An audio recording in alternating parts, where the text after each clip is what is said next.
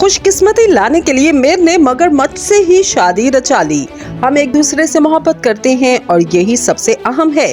रक्स का समा, तालियों की गूंज में हुई अनोखी शादी। मैक्सिको के मीर ने लोगों में खुशकिस्मती लाने के लिए मगरमच्छ से शादी रचा ली।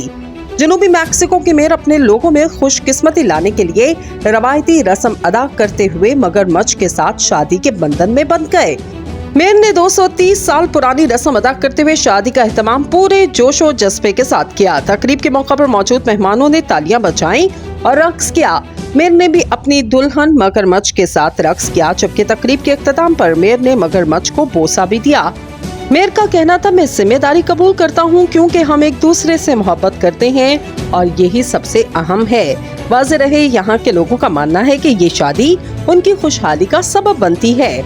आसमानवी तहसीब में सैकड़ों बरस से ये शादियाँ राइज हैं, क्योंकि इसका मकसद फितरत से नेमत हासिल करना है। इस तरह की शादी से असल शादी पर कोई फर्क नहीं पड़ता, क्योंकि इसका मकसद दौलत और इज्जत में इजाफा करना है।